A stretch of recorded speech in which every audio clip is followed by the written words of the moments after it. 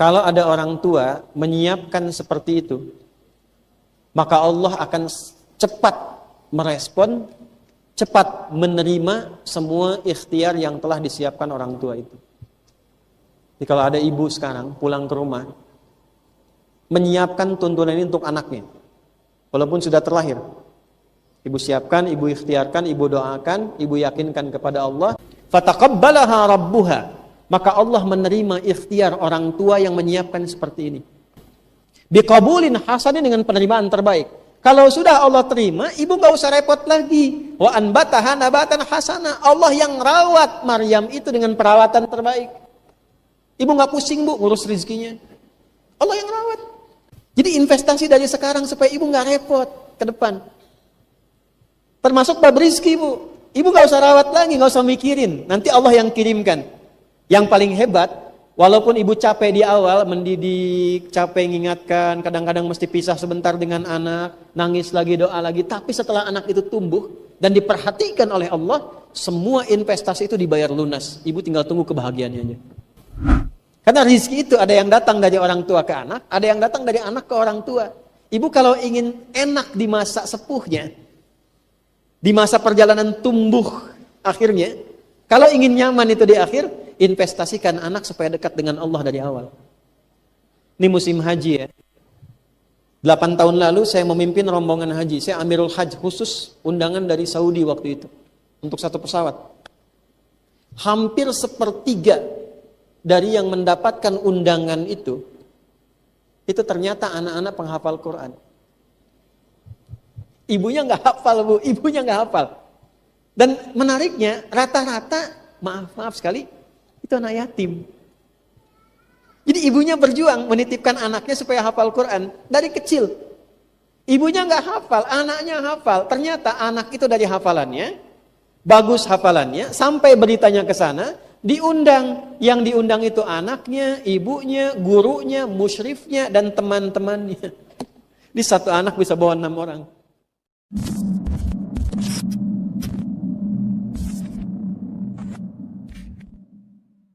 Kalau ada dalam keluarga dihukumi bahwa ini nggak mungkin punya keturunan, suami begini, istri begini, jangan pernah putus asa dan berharap kepada Allah. Doa, punya keinginan yang kuat. Sampai Nabi Zakaria mengatakan begini, ya Allah, aku tidak pernah putus berdoa kepadamu sampai rambutku tuh memutih, fisikku jadi letih. Kaf ha ya ain sad. Dzikru rahmati rabbika 'abdahu Zakaria idna ada rabbahu nidaan fiyya qala rabbi inni wahana al-'azmu minni washta'ala ra'su syaiban wa lam akum bidu'aika rabbi syaqiyya. Kayak ngaji baca Qurannya. Surat Maryam. Pernahkah Anda dengar rahmat Allah, kisah tentang rahmat Allah yang diberikan kepada Nabi Zakaria dan istrinya? Ketika Nabi Zakaria berdoa dengan khusyuk mengatakan pada Allah, ya Allah, aku tidak pernah putus harapan untuk bermohon kepadamu memiliki keturunan. Dari rambutku hitam sampai rambutku memutih sampai fisikku letih. Aku tak pernah menyimpulkan putus harapan akan kehilangan harapan darimu untuk memberikan padaku keturunan.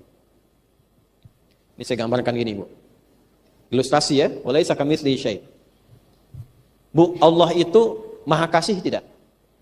Maha sayang tidak? Rahman Rahim tidak? Seorang ibu berkasih sayang tidak? Lebih kasih mana, ayah atau ibu? Ibu, ya kan? Ibu kan? Karena itu ibu punya rahim kan? Saya tanya pada ibu, kalau ada orang di depan pintu minta begini, bu, kasih nggak? Belum tentu. Naon maneh katanya. Belum tentu.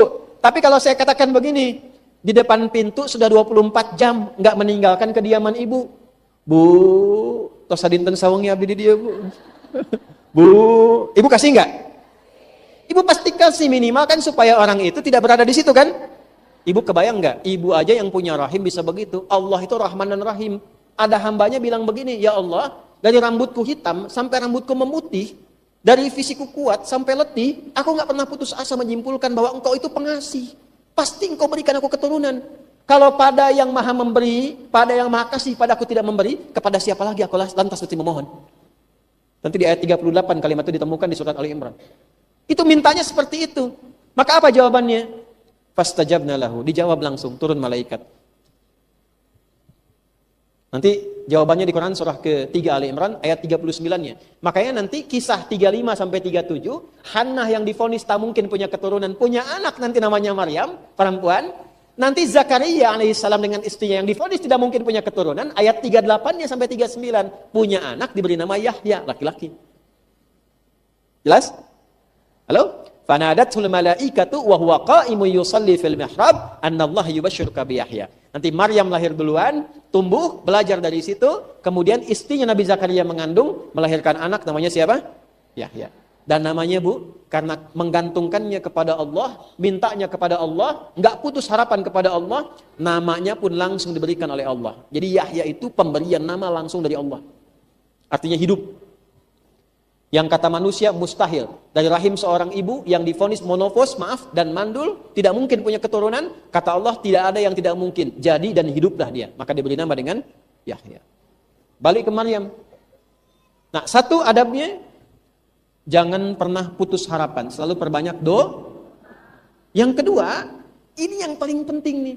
Ustaz Abi tos ngadoa. Saya sudah berdoa. Kenapa belum terjawab? Di sini penting belajar adabnya. Ini yang mahal.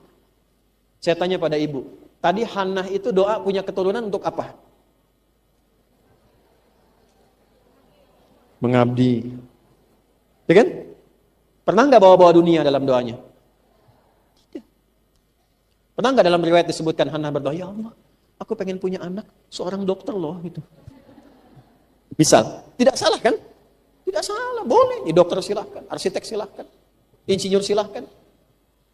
Tapi yang pokok apa? Kalau punya hajat, punya kepentingan yang istimewa sifatnya, sementara orang lain membatasi. Termasuk ibu nanti bawa pesan ini ke suami-suami. Dalam kondisi yang mungkin tidak mudah, sedang sulit dalam pekerjaan, rezeki dan sebagainya. Rumusnya ini. Salah satunya apa? Bawa kepentingan doa itu kepada kepentingan ibadah.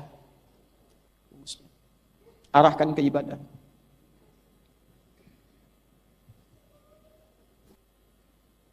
Apalagi pakai nazar. Nazar itu kan kuat sekali dan sifatnya wajib harus dilakukan. Jadi Sayyidah Hannah mengikatkan dirinya dengan satu permohonan yang diikat dengan nazar menjadi kewajiban. Kalau kewajiban kan nggak bisa ngelak. Ya Bu? Tapi poinnya apa? Lekatkan dengan kepentingan ibadah. Ya Allah, aku divonis tak mungkin punya keturunan. Aku tidak putus dalam harapan untuk memohon kepadamu. Kalau engkau berikan padaku keturunan, ya Allah, aku berjanji, bahkan bernazar padamu, akan aku siapkan anak ini menjadi ahli Quran. Aku siapkan anak ini menjadi pecinta Rasulullah Muhammad SAW. Aku siapkan anak ini menjadi ahli tauhid, ya Allah. Arahkan ke situ. Sama, mencari rezeki juga begitu. Ya Allah, aku sudah berusaha sholat dengan baik. Aku sudah puasa dengan baik. Tapi aku ingin sebelum meninggal, ya Allah, bisa berzakat juga seperti orang-orang lain yang berzakat. Mohon anugerahkan kepadaku kesempatan untuk berzakat. Zakat itu tidak mungkin kita keluarkan kecuali ada nasabnya. Nisabnya jelas. Jadi kalau ibu minta zakat 25 juta, itu harus ada nisab 1 miliar. Jadi ketika kita minta, suaminya ibu doakan, suami ibu, kan? Terus suaminya minta pekerjaan, kalau yang minta begitu sudah banyak, Bu. Ya Allah, mudahkan aku untuk mendapatkan pekerjaan di hari ini. Berikan aku kesempatan rezeki begini. Tapi jarang ada orang yang minta, ya Allah, anugerahkan aku pekerjaan yang dengan itu aku bisa berzakat. Aku bisa berinfak. Aku bisa berbakti pada ibuku. Menghajikan ibuku. Mengumrahkan ayahku. Membadal hajikan ayahku yang telah wafat. Bawa ke ibadah. Ini Hannah dulu begitu. Maka kemudian ketika bernazar itu, tiba-tiba yang terjadi apa? Head, berhenti headnya, itu seketika tuh. Ketika bernazar, kemudian beliau head, berhenti headnya. Ketika selesai headnya, bergaul dengan suaminya Imran, setelah itu mengandung. Gitu. Nah ini diceritakan dalam kitab Al-Bidayah wan Nihayah di halaman 231. Jadi ini latar belakang tentang nanti akan terlahirnya Sayyidah Maryam alaihissalam, latar belakangnya ditemukan di kitab Al-Bidayah wan Nihayah. Nih dasarnya seperti itu dulu. Makanya lahir pernyataan pertama, diabadikan kisah ini di surah ketiga Ali Imran di ayat ke-35. Idh qalat imra'atu Imrana, idh, apa artinya idh? Saya ulangi. 500.000, apa artinya id?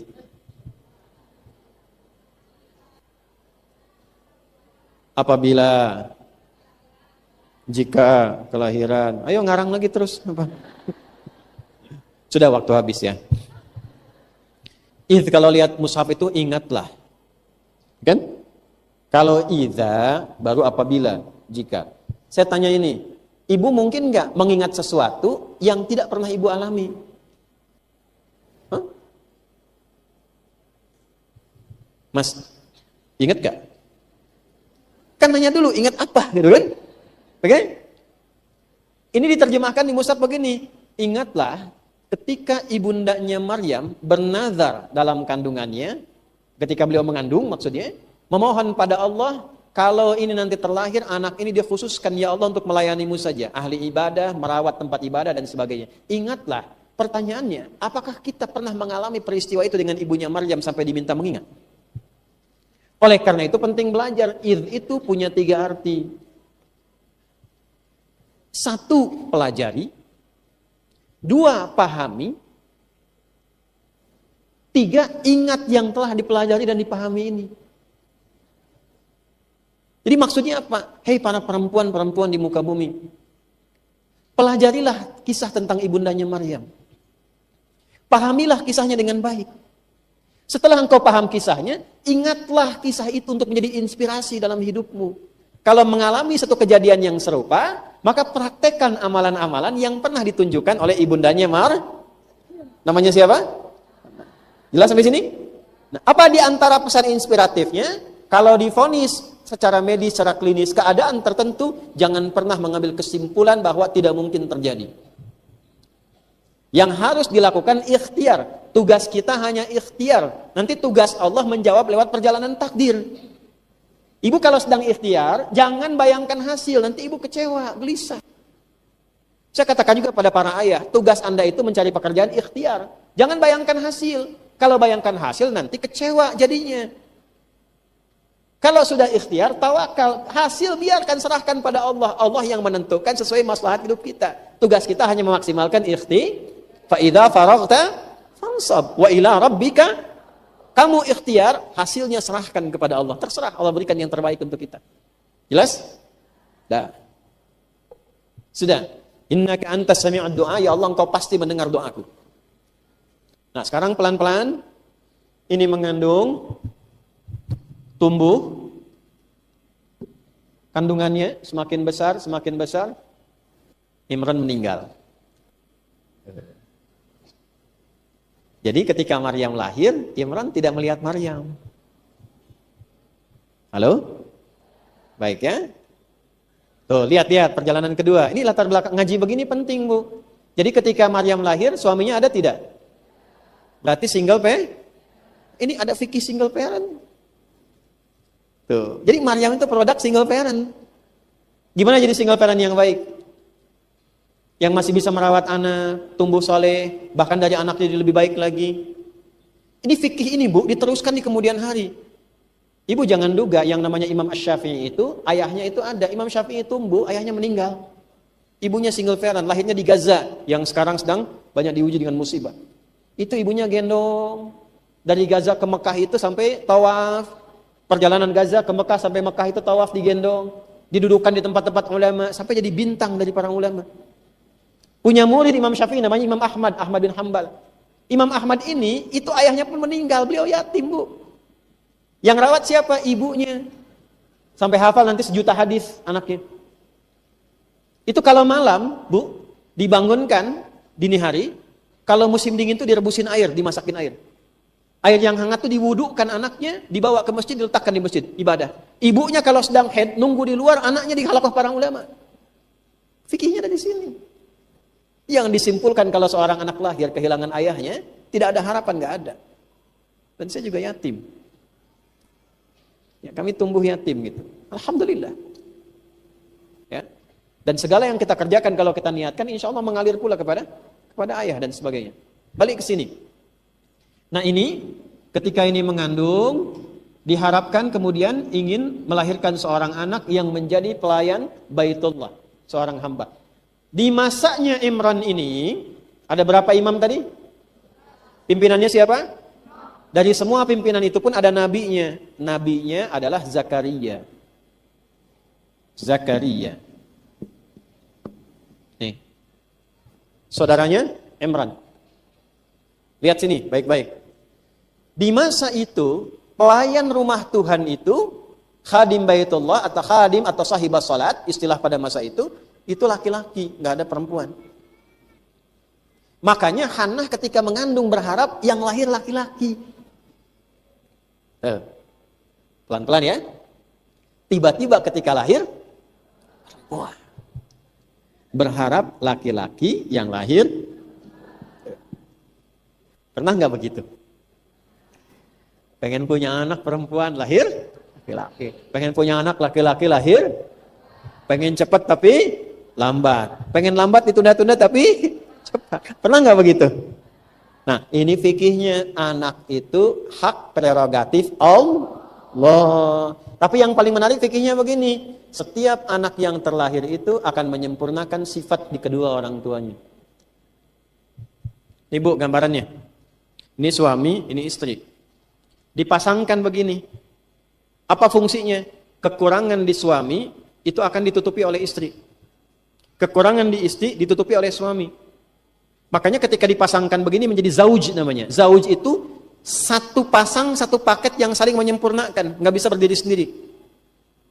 Ya, itu nanti ada di Quran surah keempat ayat 19 nanti. Ya.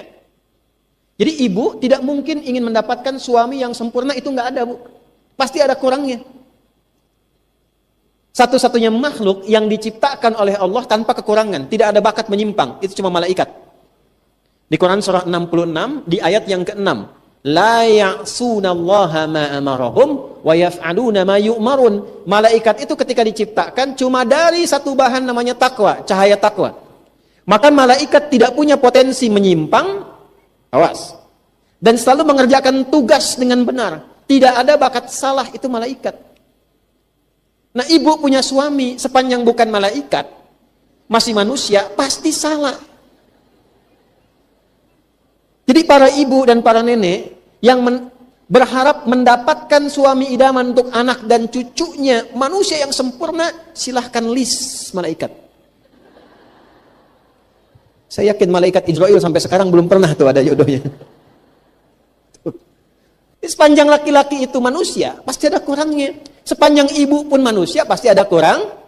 Menariknya pernikahan itu, ini saling menutupi yang kurang di sini, yang menyempurnakan yang ini. Makanya bersyukurlah ibu ketika menikah, itulah pasangan ibu. Jangan berharap pada pasangan orang lain. Nah, suami saya nggak seperti ustadz ya. Itu penipuan itu dari setan. Ini. Nah nanti kekurangan di dua pasangan ini yang melengkapi nanti anak pertama. Nanti kekurangan di orang tua dan anak pertama yang melengkapi anak kedua. Makanya setiap anak itu karakternya beda-beda. Ibu jangan samakan. Semua membawa keistimewaannya masing-masing. Jelas? Nah, fikih ini penting sekali. Jadi kalau seperti ini nanti, ini akan menjadi menarik. Mengapa? Karena seringkali manusia itu punya banyak keinginan, tapi belum tentu jadi maslahat dalam hidupnya. Sama, Hannah ingin anak laki-laki. Allah jawab dengan anak perempuan. Terkadang ibu begitu, pengen laki-laki lahir perempuan. Kenapa? Karena ada maslahat kehidupan yang harus disempurnakan dengan perempuan terlebih dahulu. Jelas? Oke. Yuk kita baca Qur'annya indah sekali. Falamma wada'atha qalat rabbi inni wada'tuha untha. Maka ketika lahir perempuan, kata ibunya begini, ya Allah, kok perempuan? Pernah ada kisah-kisah begitu ya? Nah, artinya fitrah, Bu, nggak apa-apa. Sesoleh-solehnya Hannah sehana-hanahnya Hannah, soleha. Fitrah keperempuannya keluar juga, ya Allah, perempuan. Gitu. Coba lihat apa jawaban Allah. Coba. Wallahu a'lamu bima wada'at wa laysa dzakaru kal untha. Hannah, aku yang lebih tahu kualitas perempuan yang terlahir ini. Dan ingat loh, perempuan punya keistimewaan yang tidak dimiliki laki-laki. Itu bahasa Allah tuh, Bu. Wa laysa dzakaru kal untha. Perempuan itu istimewa. Dia punya keistimewaan yang tidak dimiliki oleh laki-laki. Berhubung ini kajian ibu-ibu, yang saya bahas itu. Nanti kajian bapak-bapak saya sebut, laki-laki punya keistimewaan yang tidak dimiliki perempuan. Harus seimbang kita. Nanti ayatnya saya munculin lagi. Maksudnya apa? Kalau terlahir seorang anak itu, apapun jenis kelamin dia, laki-laki atau perempuan, itu adalah anugerah terindah yang Allah berikan. Ada keistimewaan di dalamnya. Dan ibu kalau sudah tumbuh bangga jadi perempuan, tumbuh, lahir, terhormat, ibu syukuri dengan merasa bangga jadi perempuan. Dan saya katakan ya, satu-satunya ayat tentang manusia yang meminta pede, meminta percaya diri tentang keadaan dirinya, itu hanya ditemukan di dalam Al-Quran dan khusus bagi perempuan. Kenapa? Karena umumnya, dalam pandangan umum, itu selalu menyimpulkan bahwa perempuan itu lebih lemah dibandingkan laki-laki. Perempuan itu tidak bisa mengerjakan tugas-tugas tertentu seperti laki-laki memilikinya. Tapi tidak dipelajari apa keistimewaan perempuan yang tidak dipunyai laki-laki. Maka ayat pertama yang Allah turunkan, jangan salah kesimpulan, perempuan itu punya keistimewaan yang tidak dimiliki laki-laki. Nah ini ketika diviralkan, penting kita lihat suasana masyarakatnya pada masa itu seperti apa. Kalau di ilmu sosiologi itu, ada masalah apa di masyarakat sampai menyimpulkan seperti ini? Satu, kalau ulama itu identik dengan laki-laki, ahli ibadah itu identik dengan laki, bahkan di sudut yang lain nanti saking tidak dihormatinya perempuan, ada yang baru lahir itu sudah dieksekusi, Bu. Itu menyebar tuh sampai nanti ke kalangan masyarakat jahiliyah sebelum Nabi Muhammad SAW diutus. Sudah sampai begitu tahapnya. Ada kalangan penganut agama tertentu, maaf ya Bu, itu di dalam rumah ibadahnya, kalau tidak ada satu laki-laki belum dilangsungkan ibadah. Perempuan sebanyak apapun dianggapnya nol. Ada yang memandang bahwa Sayyidah Hawa alaihissalam, ibunda kita ke atas, istrinya Nabi Adam alaihissalam, itu bahkan ada yang saking kriminalnya, kata-katanya begitu jahat, mengatakan ini jelmaan dari iblis, jelmaan ular, karena menggoda suaminya Adam alaihissalam untuk melanggar ketaatan kepada Tuhan. Sebegitunya. Di Islam tidak pernah ditemukan.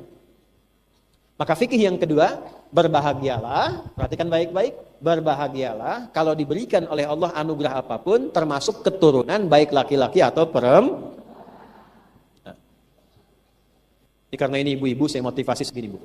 Satu kali, Nabi cerita begini. Saat akan memasuki pintu surga, tiba-tiba ada sekelompok ibu-ibu yang pengen cepat masuk. Ini tipikal ya. Kalau ada hadiah besar, diskonnya banyak, kan ibu-ibu yang cepat pengen masuk. Surga kan besar sekali, ya, hadiahnya banyak, pengen cepat masuk. Nabi tanya, ya Jibril alaihissalam, Jibril itu siapa golongan itu? Itulah ibu-ibu yang merawat anak-anak perempuannya saat di bumi. Riwayatnya sahih. Makanya Nabi pernah komen, seorang ibu yang merawat 2 anak perempuan, pernah nggak dengar hadis itu? Ya kan? Dan 2 anak itu menjadi syafaat untuk dirinya saat yaumul hisab. Itu yang menjadikan ibu itu pengen cepat masuk sampai pengen mendahului Nabi. Ya, karena fitrah di dalam hatinya, bukan karena ketidakpatuhannya. Ya, tahu nggak kisahnya apa, Bu? Kan lagi makan, ada kurma kan? Jadi jatah anaknya sudah, jatah ibunya dibagi lagi untuk anaknya. Itu yang memberikan Nabi komen. Ibu itu langsung subscribe and like. Keturunan. Lahirnya siapa? Perempuan kan? Nah sekarang, yuk masuk ke Maryamnya. Belum kena mukadimah kedua ini. Tinggal 15 menit ini waktunya. Baru mukadimah. Ya. Sabar ya, nggak ngaji dengan saya harus begitu, sabar. Wa inni sammaituha Maryam. Berikutnya adalah adab dalam mendidik anak perempuan. Nanti laki-laki di lain tempat ya, nanti ada di surat Luqman itu nanti terkait laki-laki. Ini untuk perempuan dulu. Nanti insya Allah kalau masuk pada bab berikutnya setelah perempuan, keluarkan nanti pendidikan anak-anak di dalam Al-Quran. Nanti kita akan turunkan. Dan kitabnya lengkap insya Allah. Sudah Bu? Falamma wada'atha qalat rabbi inni wada'tuha unta wallahu a'lamu bima wada'at wa laysa dzakaru kal unta. Ketika lahir perempuan itu, Hannah berkata, ya Allah, perempuan, saya kan punya nazar, pengennya laki-laki jadi pelayan di rumahmu, ya. Allah menjawab, Hannah, perempuan itu punya keistimewaan yang tidak dimiliki laki-laki. Dan saat yang bersamaan kalimat itu menegaskan bahwa anak perempuan ini pun bisa punya status yang sama di masa itu seperti laki-laki. Karena nazarnya itu tadi. Allah ingin mendobrak satu tradisi bahwa seakan-akan kalau ulama itu harus laki-laki, tidak. Perempuan pun bisa jadi ulama. Kayak cetak anak ibu jadi ulama perempuan. Supaya bisa ngajarkan fikih perempuan. Masa fikih perempuan diajarin sama laki-laki? Sayyidah Aisyah itu kan ulama perempuan. Sepertiga ilmu di muka bumi ini dikuasai oleh Sayyidah Aisyah. Ahli di bidang kedokteran juga dan sebagainya. Teruskan. Wa inni sammaituha Maryam. Baru ketemu kata Maryam di sini. Wa inni, dan sungguh aku tetapkan pada diriku. Saya baca pakai ilmu balaghah dulu ya. Dari cabang ilmu nahunya. Harfun nasbin wa taukidin tansibul isma wa tarfa'ul khabara mabniyun 'alal fathi la mahalla lahu minal i'rabi. Ini asalnya dari kata inna. Inna itu huruf yang berfungsi menguatkan pesan ke dalam jiwa, supaya pesan ini dipegang dengan kuat, jangan sampai ragu. Kalau disambungkan dengan ya mutakallim menjadi inni, inna plus ya, jadi inni artinya dibawa ke pribadi. Maksudnya gini, ibu kalau sudah lahir anaknya, misalnya lahir tadi perempuan, terus ibu pengen kasih nama. Ketika memberikan nama itu, ibu harus betul-betul mencari nama yang terbaik, yang meyakinkan pada hati ibu bahwa nama itu yang terbaik untuknya. Poinnya, jangan sembarangan kasih nama. Cari nama yang bermanfaat untuk anak dunia akhiratnya. Cari nama yang membanggakan anak itu untuk orang tuanya. Dan yang paling penting begini, cari nama yang sesuai bagi harapan ibu untuk anak itu ke depannya pengen jadi apa. Itu poinnya. Contoh, Hannah tadi anaknya pengen jadi apa? Orang salihah, pelayan dari rumah Allah, dekat dengan Allah, kan? Jalan hidupnya baik, terhormat. Itu bahasanya diwakili dengan satu kata, namanya Maryam. Itu artinya. Maryam.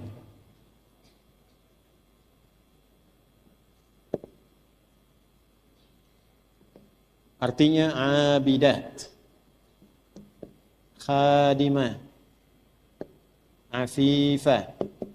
Ini Maryam nih.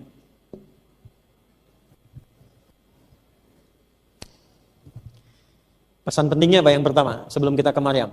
Beri nama anak itu sesuai dengan doa dan harapan ibu saat anak itu dikandung. Karena setiap ibu yang mengandung pasti punya harapan untuk anaknya. Pasti itu. Kalau harapan standar pengen jadi anak soleh, itu pasti. Itu ada di Quran surah ke-7 di ayat 189. Falamma taghasyaha hamalat hamlan khafifa famarrat bi. Ketika seorang perempuan tengah mengandung, bergaul dengan suaminya, mengandung, kemudian kandungan itu mulai berkembang. Falamma athqalat, ketika semakin membesar, menjelang kelahiran itu harapan semakin tinggi. Da'awallaha rabbahuma. Suami istri itu normalnya pasti bermohon pada Allah. La in ataitana shaliha lanakunanna minasyakirin. Ya Allah, mohon jadikan bayi yang terlahir ini tumbuh sebagai anak yang soleh. Merasa begitu kan? Datang kepada tokoh agama, kiai, ustadz, alim, doakan ustadz, mudah-mudahan lahiran lancar, anaknya soleh. Pernah begitu? Kan? Tapi di balik kesolehan itu pasti punya harapan. Anaknya pengen jadi ahli Quran misalnya, pengen jadi ahli hadis. Nah, ibu cari nama yang mewakili dari nama itu, doa-doa ibu ke situ. Ya? Misal saya pengen anak saya yang perempuan, dia pintar, cerdas, gesit, dan paham Al-Quran. Ibu beri nama misalnya Aisyah Faqihatul Quran. Aisyah dinisbatkan kepada Sayyidah Aisyah radhiyallahu ta'ala anha, Ummul Mukminin, yang gesit, ahli ilmu, pakar di bidang banyak ilmu, faqihatul Quran, yang sangat mengerti isi Al-Quran. Contoh. Jelas? Anaknya cantik, ketika lahir bagus gini, kayaknya ini dewasanya ini senang, tampilan yang baik dan sebagainya. Beri nama misalnya Zainab, Habibatul Rasul. Misal. Ya, misal Sayyidah Zainab itu kan tampil indah, menawan, pakaiannya bagus-bagus, senang fashion, tapi saat yang sama dicintai oleh Nabi Shallallahu Alaihi Wasallam. Halo, jelas? Nah, ini karena nazarnya ingin lahir seorang anak pengabdi, ahli ibadah, dekat dengan Allah, pelayan pada kepentingan agama dan rumah Tuhan, saat yang sama menjaga kehormatan dirinya. Maka diberi nama dengan apa? Maryam. Ini Maryam. Ini artinya dalam bahasa Arab seperti itu. Ibrani pun demikian. Dalam bahasa Ibrani itu Maryam. Maryam. Maryam. Dalam bahasa Aramaik juga sama. Maryam. Terserah apakah setelahnya Belina atau apa dan semua itu kan bebas tuh.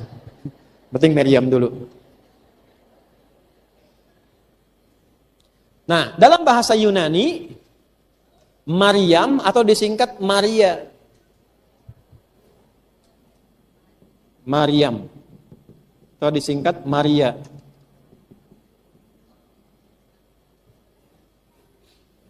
Nah, Ibu, kalau fokus saya nerangkan nasab di awal tadi itu, saya kan katakan, Yunani itu kan muncul 8 sebelum Masehi.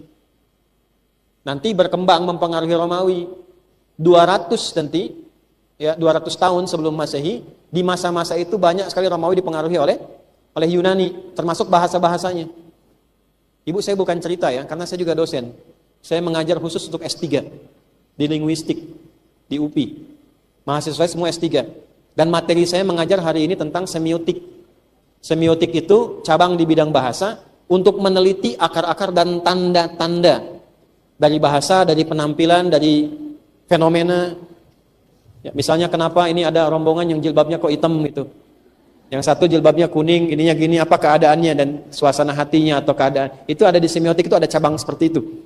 Nah, dalam semiotik itu diuji kata itu dari mana sumbernya. Jadi kalau kita belajar semiotik sampai di linguistik, nanti ada 7 tahapan sampai ke wacana. Jadi kalau menemukan kata, misalnya semiotik dari kata semion di Yunani, dasarnya seme. Seme ini dasarnya di bahasa Arab, simya, dari kata sama yasmu. Digali tahun berapa? Dari tahun ini nanti munculnya turun ke siapa? Sampai jadi teori, sampai jadi disiplin ilmu. Nah, Maryam ini asal kata dasarnya itu Maryam juga dari bahasa Ibrani yang tadi. Ini yang banyak digunakan di era-eranya tadi, yang dari Nabi Ibrahim ke Nabi Musa, Nabi Daud, Nabi Sulaiman. Makanya di lingkungan orang-orang Yahudi sekarang yang menguasai Palestina dihidupkan lagi bahasa Ibrani. Maryam itu panggilannya tetap Maryam. Kenapa saya bicara Aramaik? Karena di era Aramaik ini saat 200 tahun sebelum Masehi itu banyak dipengaruhi oleh Yunani, berkumpul di situ kemudian bahasanya yang tadinya Maryam berubah jadi ejaannya Maryam, maka disingkat menjadi Maria. Diserap ke dalam turunan bahasa Latin, pindah ke Inggris menjadi Mary.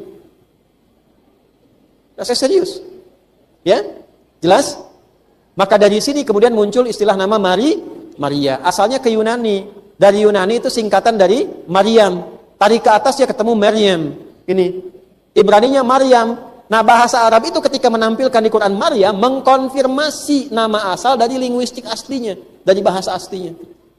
Siapa namanya? Maryam. Jadi kalau disebut Maryam benar? Benar. Maryam benar? Benar. Maria benar? Benar. Bunda Maryam, Bunda Maria adalah sosok yang sama, mengacu kepada sosok mulia Maryam, putrinya siapa? Hannah. Dari suaminya siapa? Imran. Jelas sampai sini? Nah, tapi yang penting bukan jelas itunya. Yang penting itu Maryam ini mewakili makna nama dari sebuah doa. Pesan pentingnya, ibu tidak harus mengganti nama anak ibu atau ibu pulang dari sini jadi Maryam semua, bukan. Setelah pulang ganti status semua Maryam. Aduh. Nah, ibu. Dah. Satu nama. Jadi kalau beli nama itu satu mesti pede, ibu. Yakin. Istihoroh nggak apa-apa. Yang kedua tadi cari jalan sesuai dengan niat doanya. Dah, ada satu ya. Ini baru mulai kelahiran nih. Kalau ada anak yang namanya membawa takdir perjalanan yang kurang baik bagi hidupnya, boleh diganti namanya. Boleh. Dulu zaman Nabi itu ada seorang sahabat masuk Islam, hidupnya murung terus. Karena namanya si murung. diganti oleh Nabi si bahagia. Dari situ berubah. Nama itu doa. Nama itu apa? Doa. Dan hati-hati termasuk nama-nama yang tidak baik yang memang harus diganti. Misal, ibu kenal Abu Hurairah? Bilang kenal. Sahabat Nabi kan? Nama Islamnya Abdurrahman. Nama awalnya Abdus Syams. Abdus Syams itu hamba matahari. Beliau Majusi, masuk Kristen, masuk Islam mu'allaf. Begitu masuk Islam diganti menjadi Abdurrahman. Hambanya Allah yang maha penyayang. Ada nama-nama setan, hati-hati bahaya. 9. Ya, ibu paling ingat Dasim gitu kan. Ya, ada 9 nama tuh. Ya. Hati-hati, termasuk cek nama suami, nama anak tuh ya, yang laki-laki. 1 nama. Kalau di bab ini tidak ada artinya ungkapan Shakespeare. Apalah arti sebuah? Tidak, nama sangat berarti. 2, wa inni u'idzuha bika wa dzurriyyataha minasyaitonir rajim. Ini penting saya ajarkan di sini fikih Qur'annya. Hati-hati, fokus baik-baik. Dari sejak lahir mintakan perlindungan kepada Allah atas bayi yang terlahir ini dari godaan-godaan setan selama hidupnya. Ibu, ini kalimat yang diabadikan Quran, dan ini menjadikan Maryam dan anaknya Isa bin Maryam 2 manusia di muka bumi. Perhatikan baik-baik, yang langsung dijamin Allah tidak diganggu oleh setan saat lahirnya. Makanya ketika nangis, nangisnya pelan, Bu. Gak banyak teriak. Nangisnya pelan. Ini saya bukan bicara tentang medis ya. Kalau medis itu urusan lain. Itu hal yang lain. Tapi ini ingin menunjukkan betapa lahir itu tenang anaknya, lembut anaknya, tetap menangis juga, tapi dalam keadaan yang sangat tenang. Ada faidah apa? Ada manfaat apa? Karena ketika terlahir, baru dilahirkan, kemudian dimohonkan pada Allah oleh ibu yang baru melahirkannya. Suami juga boleh menyampaikan itu, karena di sini disebutkan suaminya Hannah yaitu Imran sudah meninggal sebelum Maryam lahir. Apa doanya? Ibu boleh mengulang kalimat yang sama persis kata para ulama dengan kalimat Hannah ini. Di Quran surah ketiga ayat ke-36. 2, ini nama sudah, yang kedua doa saat kelahiran. Quran surah ketiga ayat 36. Kita masih ada waktu? Panitia, saya izin tambah 15 menit boleh ya? Boleh. Ibu kan tinggal boleh aja gitu. Kita bertanggung jawab. Perhatikan dari kalimat ini. Wa inni u'idzuha bika wa dzurriyyataha minasyaitonir rajim. Perhatikan Bu ya, saya ajarkan doanya. Kalau lahiran anak, kalau sudah terlewat bagaimana Ustadz? Boleh saat malam sebelum tidur, ya, setelah anak tidur ibu pegang misalnya keningnya gini, terus ibu doakan. Allahumma inni. Nah, kalau anaknya perempuan, u'idzuha bika wa dzurriyyataha minasyaitonir rajim. Jelas ya? Allahumma inni u'idzuha bika wa dzurriyyataha minasyaitonir rajim. Kalau anaknya laki-laki, haknya tinggal ganti hu.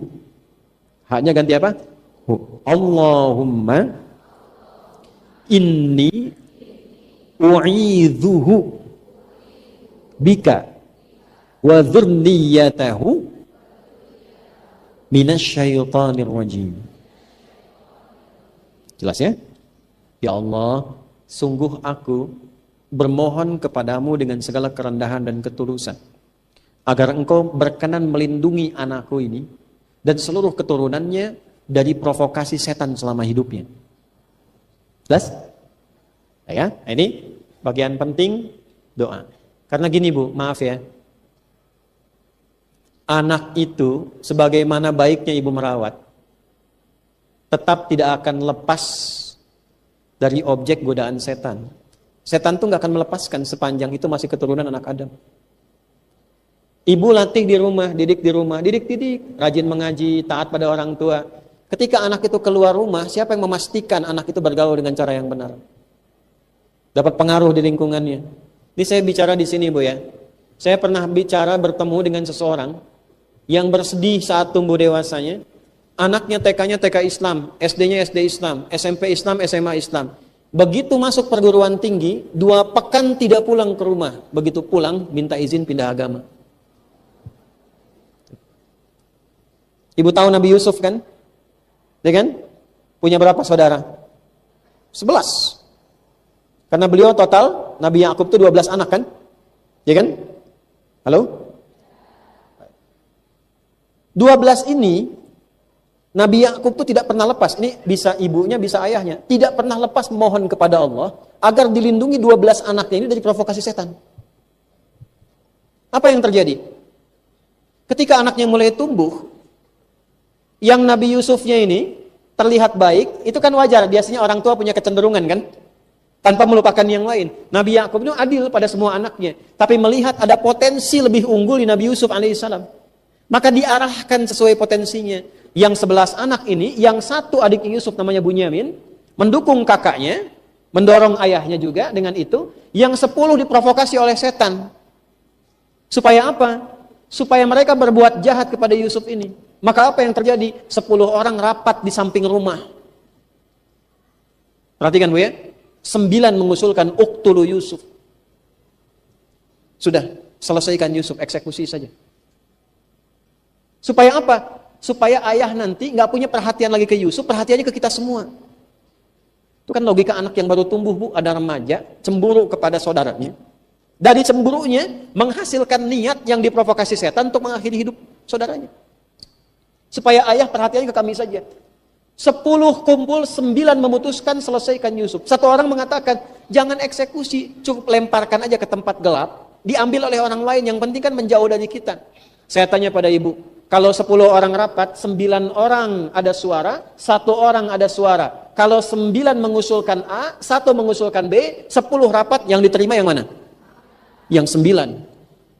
Yang ini menarik, 9 orang mengusulkan, 1 orang mengusulkan, 10 rapat, 9 orang mengusulkan A, eksekusi Yusuf. 1 orang mengusulkan jangan, lempar aja ke tempat gelap. Yang menarik, yang diterima ini yang 1. Padahal setan, kalau memprovokasi tidak pernah turun, selalu naik. Pertanyaan saya, kok bisa pindah ke 1 dari yang 9 ini? Kesimpulannya 1. Karena ayahnya tidak pernah putus mendoakan semua anak-anaknya. Jadi kalaupun ada anak ya Bu, mohon maaf, terlihat perilakunya berbeda. Orang mengatakan aktif, orang mengatakan nakal dalam tanda petik, padahal saya tidak punya kosakata nakal itu. Bagi saya nggak ada anak nakal itu. Maaf ya, seunik-uniknya anak tetap simpulkan itu titipan Allah yang diberikan anugerah yang harus kita bantu supaya tumbuh. Minimal ibu doakan terus. Doakan. Jelas? Nah inilah yang dilakukan oleh Hannah kepada Maryam. Jadi 1 nama, yang kedua doa, baik ya. Yang ketiga, dipilihkan pembimbing, guru yang pintar dan salih. Jadi kalau anaknya tumbuh sekarang ibu ya mau disekolahkan, coba ibu survei dulu, lihat sekolah-sekolah yang guru-gurunya termasuk maaf sekali. Semua hal yang ada di sekolah itu, baik OB-nya, security-nya dan sebagainya, lingkungannya, ibu pastikan 2 sifatnya, kualifikasinya. 1, orangnya saleh, yang kedua pintar. Tidak cukup dengan pintar saja. Kalau tidak ditemukan sifat saleh dalam kepintaran, nanti akan merusak. Termasuk pesantren. Awas nih ya, zaman berubah, pesantren ini, mohon maaf sekali lagi, ada orang yang berusaha menjadikan pesantren itu kesannya buruk. Sehingga bikin pesantren-pesantrenan, bukan pesantren betulan. Ya. Ibu teliti dulu Bu, kalau sudah namanya aneh-aneh, ya sudahlah. Ya. Lihat namanya sudah jelas, kiainya jelas, orang-orangnya jelas, kesolehannya mu'tabar, kepintarannya juga teruji, baru titipkan, ibu tenang di situ. Jangan cuma lihat ini gratis, ini nggak bayar, ini ringan, tapi ibu mengorbankan masa depan anak di dalamnya. Itu yang terjadi sekarang tuh di beberapa tempat tuh. Ya, saya dorong tuh Kementerian Agama itu diseleksi lagi tuh pesantren-pesantren itu.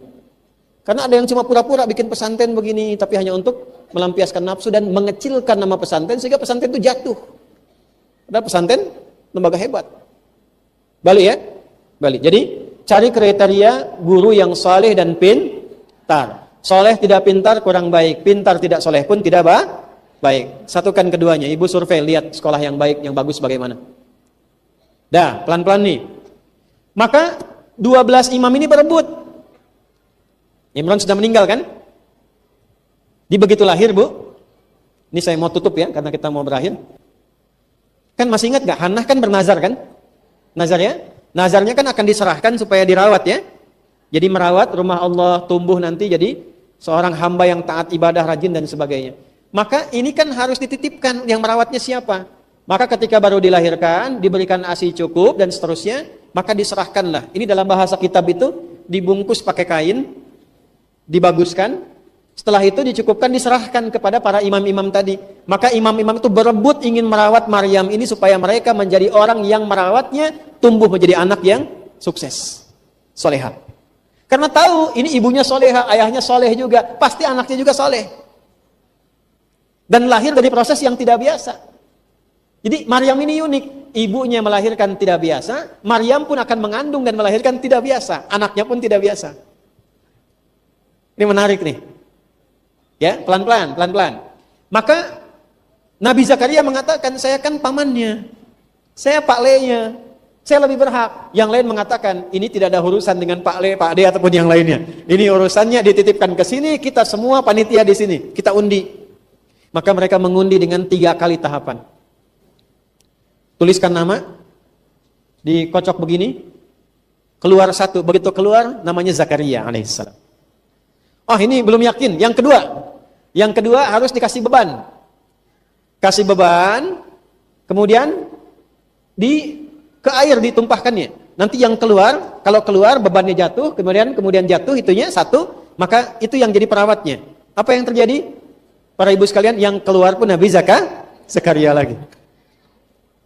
Yang ketiga, 3 kalinya, sekarang semuanya ditumpahkan. Yang ngambang ke atas, yang tenggelam, itu yang tidak merawat. Yang ngambang ke atas, ya, mengapung ke atas itu, namanya dari kayunya itu yang merawat. Maka 12-nya kemudian dilemparkan ke air dengan tulisan nama. Yang mengambang, mengapung ke atas itu tulisannya pun Nabi Zakaria lagi. Baru yang lain mengatakan, memang sudah kamu yang harusnya merawatnya katanya. Sepakat semua. Ya, maka ini menunjukkan apa? Di sekolah yang baik, guru-guru yang baik, itu akan punya semangat yang sama semuanya untuk mendidik anak-anak menjadi baik. Sekolah yang baik itu begitu, gurunya kompak, semua punya visi. Bukan hanya ngejar target kurikulum. Ini kalau ada guru-guru di sini tuh, kurikulumnya begini kejar-kejar, tapi tidak memastikan anak itu benar tidak belajarnya, paham tidak. Guru yang baik adalah guru-guru yang kompak, ingin memastikan anak didiknya terawat oleh sosok yang terbaik. Terakhir, kalau ibu sudah berdoa, memberi nama dengan baik, mencarikan guru yang terbaik, tinggal satu lagi, yang keempat.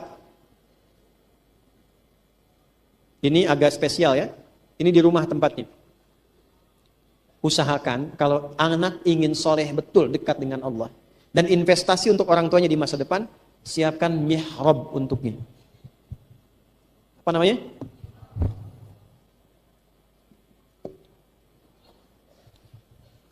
Apa itu mihrab? Tempat yang dikhususkan untuk ibadah. Definisi gampangnya begitu. Mihrab ini punya 2 keutamaan.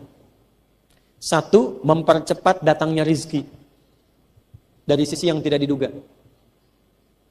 2, mempercepat jawaban doa.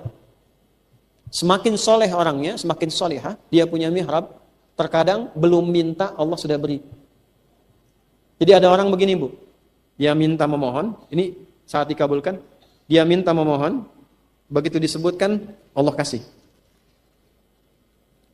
Ada orang yang baru terbersit di benaknya, saking dekatnya hubungannya dengan Allah, dan dia butuh itu, baru terfikir Allah sudah berikan. Nah, mihrab itu mengantarkan pada yang kedua. Kenapa tempat imam diberi nama dengan mihrab? Karena diharapkan imam saat memimpin jamaahnya menunaikan ibadah, doanya cepat diterima oleh Allah Subhanahu wa taala.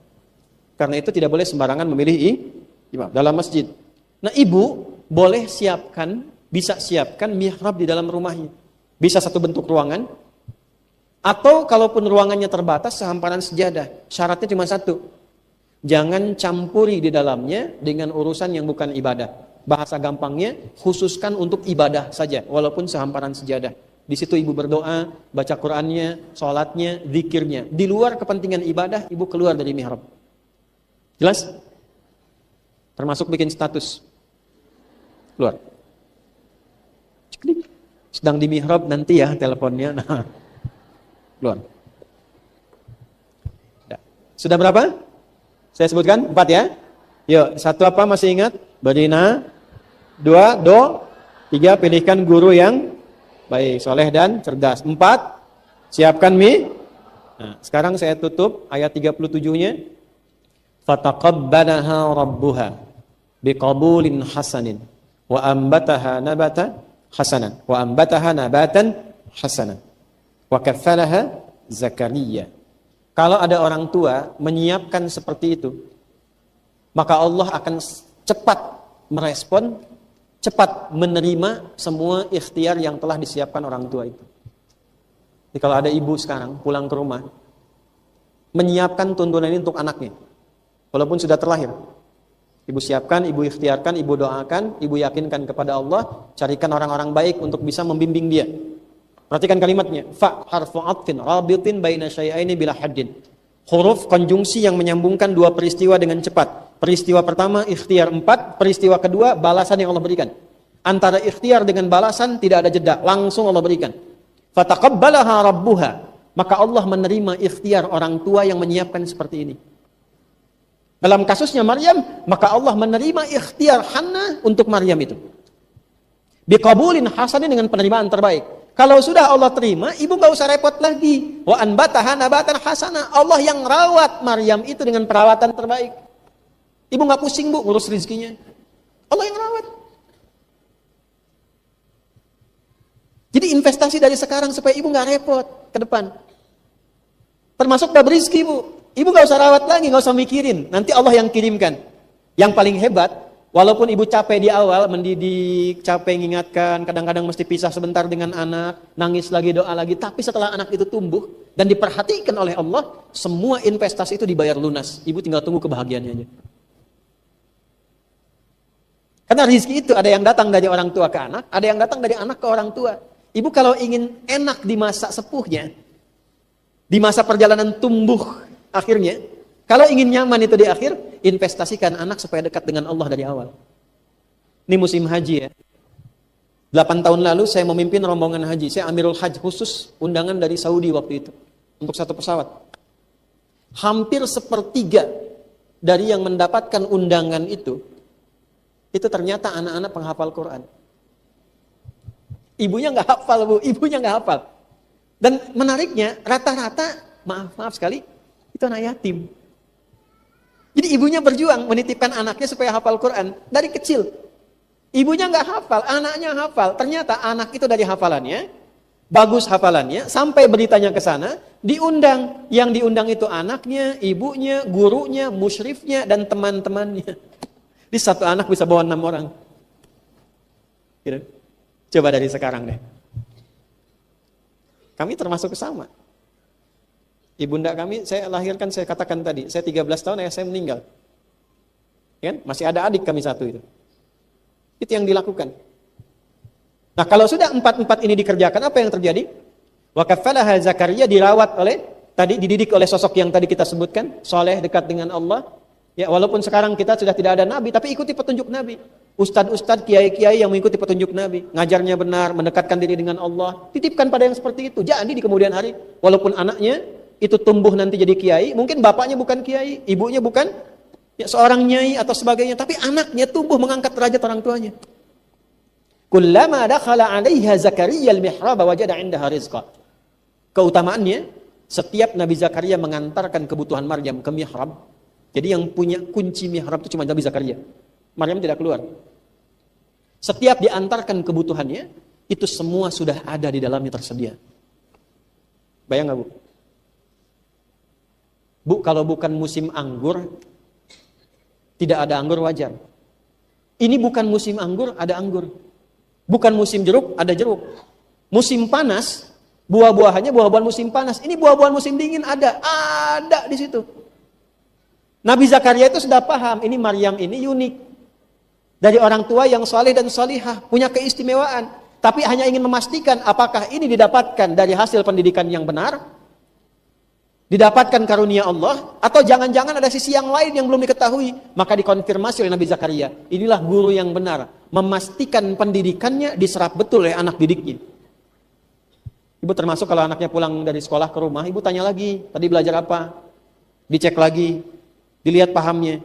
Nabi Zakaria ngecek, qala ya Maryamu anna laki hadza. Kita berakhir, Maryam, dari mana semua ini? Jawaban inilah yang akan melegenda sampai sekarang.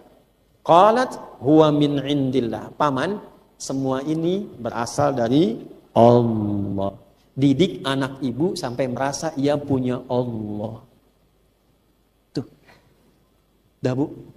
Kalau sudah merasa punya Allah itu yang lain kecil semua. Didik anaknya sampai merasa punya siapa? Minimal dari lisannya dulu. Dekatkan dengan nama-nama Allah. Sehingga kalau melihat sesuatu, Masya Allah, ada sesuatu, astagfirullah, ya Allah. Sampai kenal Allah dulu, kenal. Yang penting disebut dulu. Jangan paksakan paham, yang penting kenal. Biasakan, situasi di rumah dekatkan dengan Allah. Setel murattal. Jelas? Kalau itu sudah terjadi, nanti karunia Allah turun. Apa ujungnya? Innallaha yarzuqu may yasha bighairi hisab. Paman seperti paman tahu, Allah pasti akan mengirimkan rizki bahkan dari sisi yang tidak pernah terduga sebelumnya. Rizki itu bukan hanya makanan, bukan hanya pakaian, bukan hanya uang, tapi kesolehan itu rizki, ketenangan itu rizki, kebaikan itu rizki.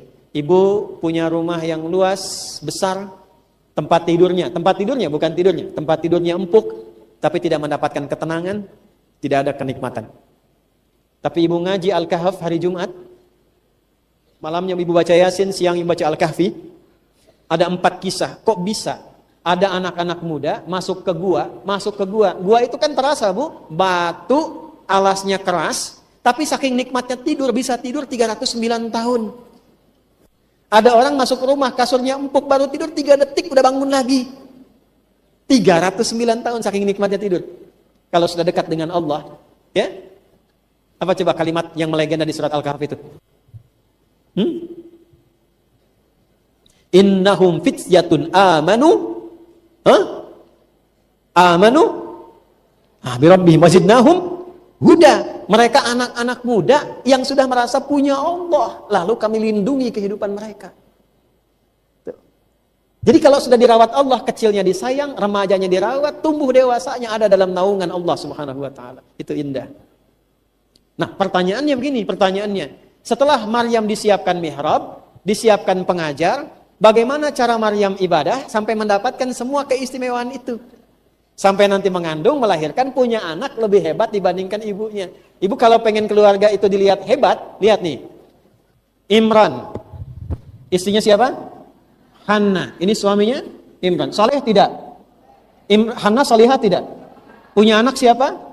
Maryam ketika lahir lebih salihah dibandingkan ibunya, lebih saleh dibandingkan ayahnya. Jadi ibu menjadi ibu yang hebat kalau bisa mendidik anak lebih baik daripada ibunya. Ibu boleh nggak hafal Quran, tapi siapkan anak saya mesti lebih baik daripada saya. Hafal.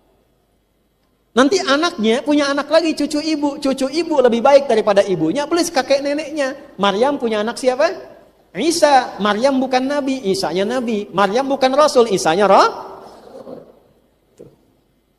Jadi keluarga hebat itu selalu melahirkan orang-orang hebat, lebih hebat dari sebelumnya. Itulah kenapa disebut Nah, pertanyaannya, ibadah apa, kegiatan apa, ketaatan apa yang dikerjakan oleh Maryam sampai mendapatkan karunia-karunia semacam ini? Itu yang akan kita bahas di pertemuan berikutnya, insyaallah. Terserah. Yang penting waktu habis. Jelas, Bu? Sebentar sebelum lahir. Ini saya kasih PR dulu, enak aja PR dulu. Enggak, mulai sekarang akan ada PR. Ya, kalau bisa sih dikumpulkan PR-nya. Minimal diperiksa. Kata Maryam di dalam Al-Quran, yang disebutkan khusus namanya saja Maryam, atau Maryam binti Imran, disebutkan sebanyak 11 kali. Yang disandingkan dengan anak beliau yang tercinta, Nabi Isa, Isa bin Maryam, disebutkan kurang lebih sebanyak 20 kali. Total berapa? Maryam saja disebutkan 11 kali. Yang dengan Isa disebutkan berapa? 20 kali. Ada yang menyebut 13 kali, tapi saya meneliti ulang ditemukan 20 kali. Total berapa? Nah, 31 itu membentuk manhaj. Membentuk kurikulum kehidupan. Tadi saya baru bahas beberapa. Baru sampai poin yang kedua. Belum 3, 4, dan 5. Nah, 31 penyebutan itu terkait dengan 5 topik pembahasan yang tadi 2 telah kita uraikan. Ya, jadi telah kita bahas yang ayat 33, 34, 35. 35 mulai disebutkan nama Maryamnya, 35 nazarnya, 36 namanya, 37 berkaitan dengan gurunya. Nanti kita akan teruskan ke ayat-ayat berikutnya yang terkait dengan ketaatan-ketaatan dan sebagainya.